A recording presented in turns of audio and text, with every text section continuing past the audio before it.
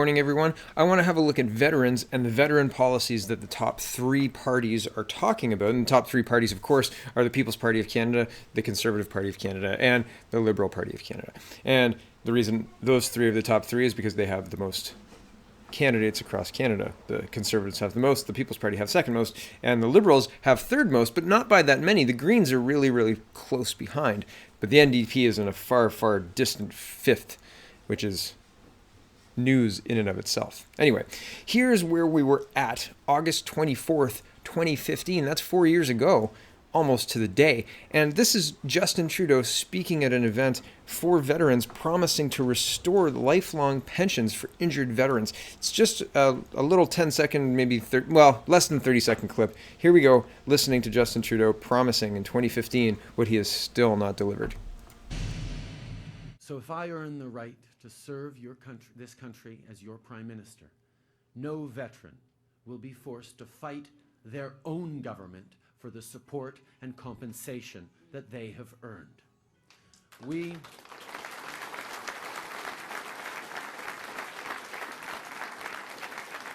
will reinstate lifelong pensions and increase their value in line with the obligation we have made to those injured in the line of duty.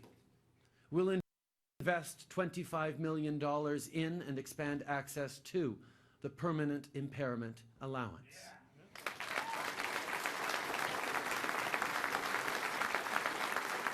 We'll honor their past service, but we'll also help them secure a bright future. We'll cover the cost of 4 years of post-secondary education for every veteran who wants one. Okay, we'll just leave it there. He does a much longer rollout. I actually let it run a little longer than I intended, but I wanted to be robust. I'm not trying to cut him off. I want to clearly demonstrate what he promised. So he was promising a robust system, an overhaul, return to the lifelong pensions. Fast forward to March 17th, 2017, it says wounded soldiers to get higher payments as Liberals hedge on pension promise. Next week's federal budget will reiterate the Liberal government's campaign promise of returning injured veterans to a system of lifelong pensions, government sources told CBC News on Friday. But there will be no dollar figures attached to the assurances in Wednesday's fiscal plan, something the sources say will change later this year. Aha, right, of course it will. 2017, fast forward to May 2017, it says, this is CBC News, heat turned up over Liberal promise of lifetime pension for wounded veterans. And I'm not going to highlight this one, but it's just another tick towards they're not fulfilling their promise. They're kicking the can down the road. Fast forward to January 2nd, 2018, CBC News reporting, Liberals' new quote, pension for life for veteran fails to live up to campaign promises. So at the beginning of 2017, they said, oh yeah, it's definitely going to come. We're just not going to tell you how much it is yet. No dollar figures. We're hammering it out. And then here's a very short primer. It says Canada's military veterans who endured disabling injuries were hoping for a Christmas present, a fulfillment of the Liberal campaign promise to re-establish lifelong pensions as an option for injured veterans. Instead, the government merely resurrected ghosts of Christmas past with a hodgepodge of benefits that amount to recycled, remodeled, and repackaged programs that already exist. I scroll down. It was Liberals who introduced the legislation for new veterans' charter in 2005 that took away the lifelong pensions for veterans. This was replaced with a one-time lump sum as part of a patchwork and rebranding of already existing programs. Since that time, the lump sum has come under fierce criticism since it also pays nothing extra for family members. The lump sum equates to what was paid out in as little as 7 years under the pre-2006 lifelong pension. Other programs under new veteran charter have been notoriously difficult to access. Widespread calls under the Conservatives to change these programs were met with bureaucratic intransience and bizarre political indifference. That means nobody cared. That's what that means. Back to the article. The April 2019 programs play a similar shell game with the customary excessive rhetoric.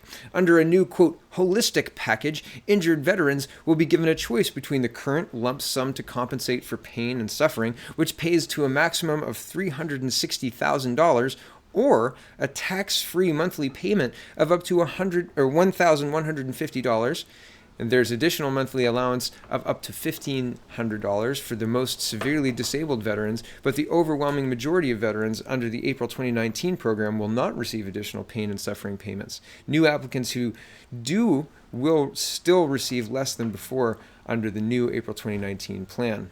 This, quote, pension for life option fails to live up to the Trudeau promise on many levels.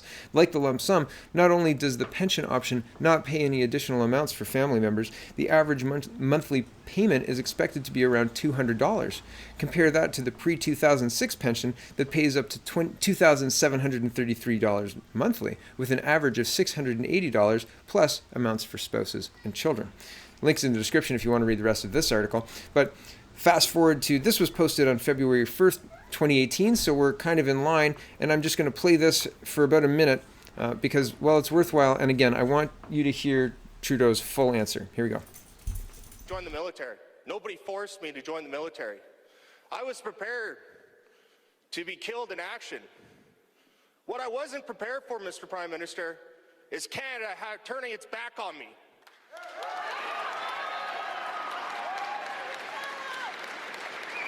So which veteran was it that you were talking about? Thank you, sir.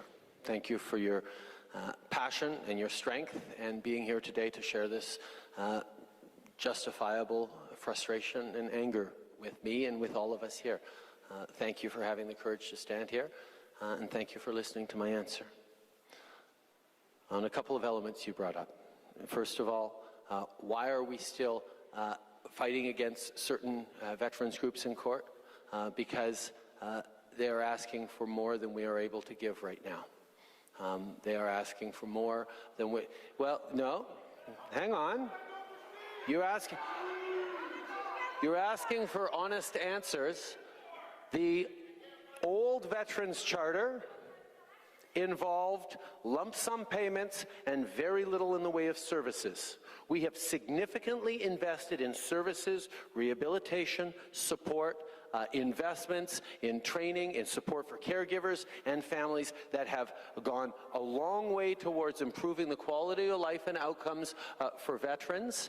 And we cannot return to the amount of money that was given before without accounting for the money invested in services for veterans. And what I know from veterans I've spoken to is nobody wants, after having served their country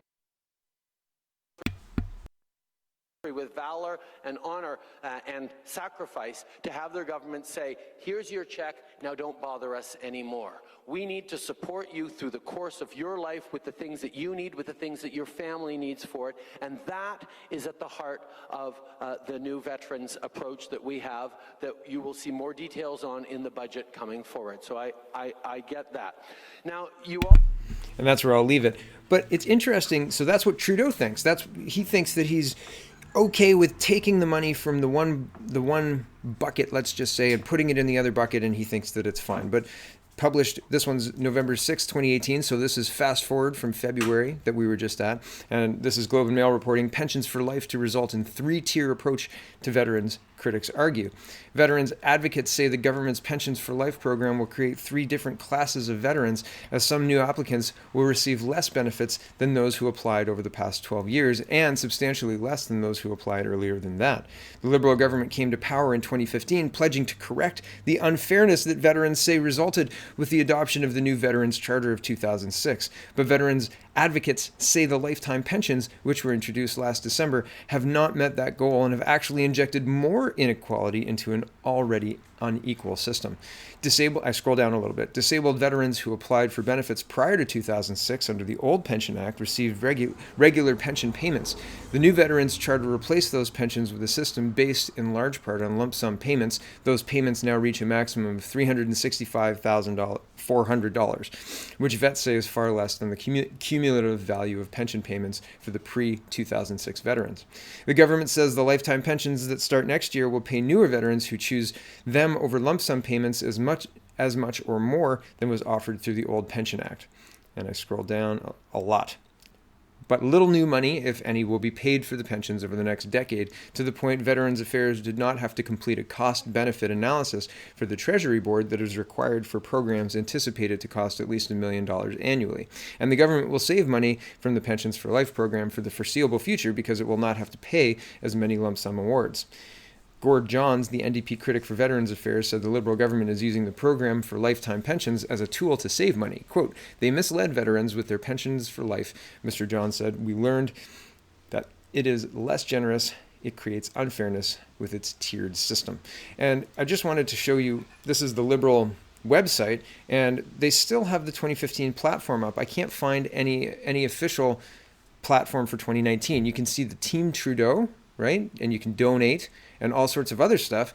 But the platform documents are very, very thin. I was going to talk about everyone's platform document in this video, but I think looking at what a government does is more instructive than showing you what their platform document is, especially the government in power. So what the Liberals did is in 2015 promised a big change, in 2018 delivered a big change, and the big change was a shell game, moving the same money around and the same programs around and consolidating them and reducing the amount they're actually paying out. And now, going into this election, and maybe I'm incorrect in thinking they should be having their platform out. Maybe I'm wrong. The writ hasn't dropped yet, etc. Maybe they're not allowed to campaign, etc.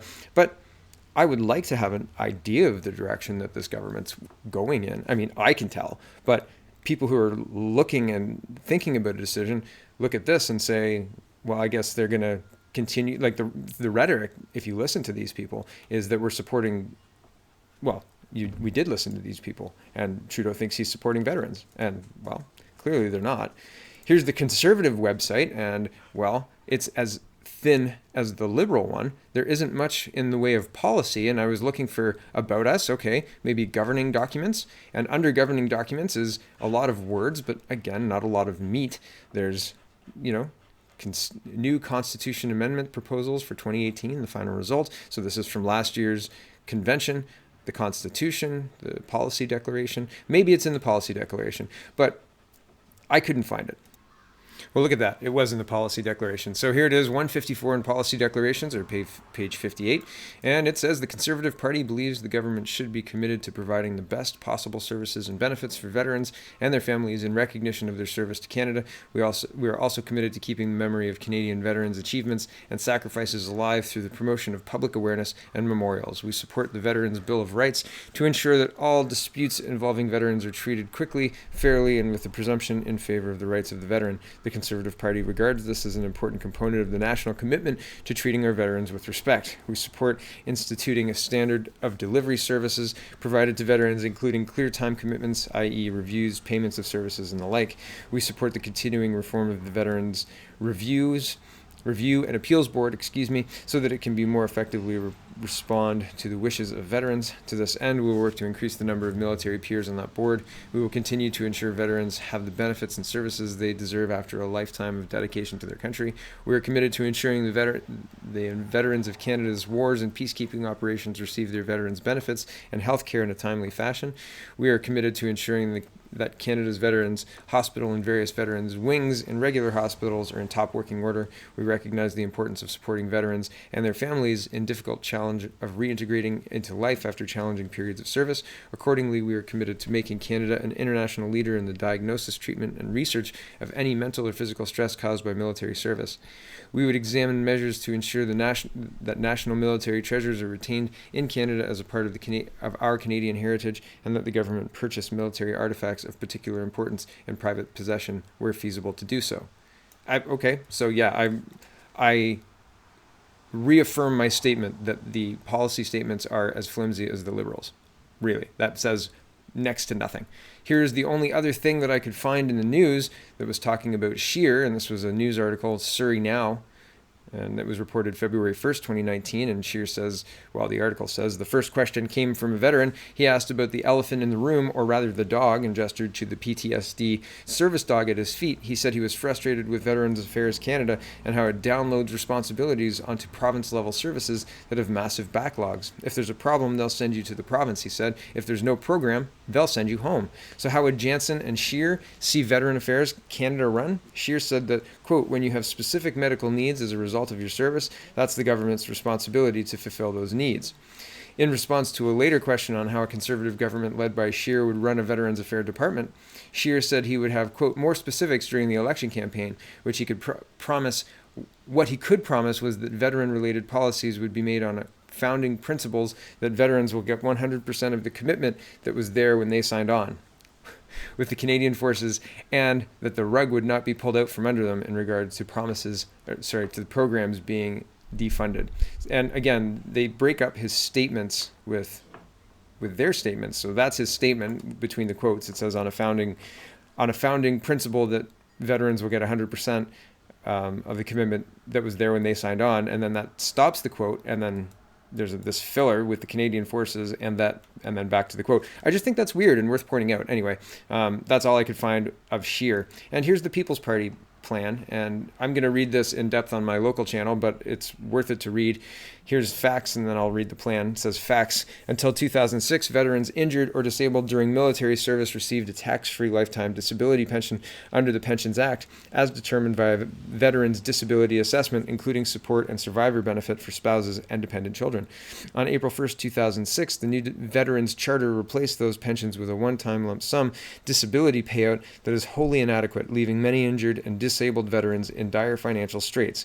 It created two classes of veterans. The Trudeau government campaigned on the reestablishment of a lifelong disability pension, a pension for life, which actually amounts to a hodgepodge of existing benefits recycled and repackaged as something new.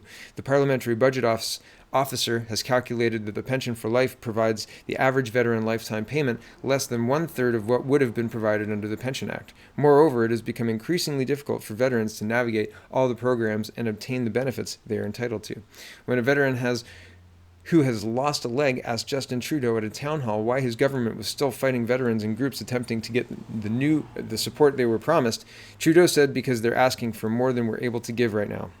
Our plan. The Government of Canada has an obligation to honor the nation's sacred commitment to our military men and women and make sure our veterans receive the support they deserve. A People's Party government will recognize and respect the unique sacrifices of those who serve and have served in Canada's armed forces. Enshrine in legislation the country's obligation to our veterans in a military covenant between the government and those who serve in the armed forces. Reinstate the fair disability pension as previously provided for by the Pensions Act. The pension will apply retroactively to 2006, and lump sum payments received since then will be treated as advanced payments. Instigate a line-by-line review of the new Veterans Charter, including the Enhanced New Veterans Charter Act of 2011, to determine which policies and programs should be retained, simplify the system, and make it easier to navigate. Re-emphasize the legislative guarantee of the benefit of doubt standard under the Pension Act. So that is the People's Party plan, which I quite like. But I'm biased. So be aware of that. But check out the other parties. And again, I think that the People's Party's plan is the most robust so far. I didn't look at the NDP or the Greens because they don't have enough seats across Canada at this point in time to be potentially forming government. So why look at those policies, right or wrong? I'm not sure. Let me know what you think in the comments. Also, I've got a whole bunch of extra links of articles that I didn't get to that talk about the failures of the Liberals and the Conservatives before them with trying to get services for veterans. This has been a boondoggle since 2006. I think it's time to actually fix this problem rather than toss no money at it and expect it to solve itself. Thanks for watching, everybody. This was a long one, so thanks for sticking with me. Check out the peoplespartyofcanada.ca and have a wonderful, wonderful day.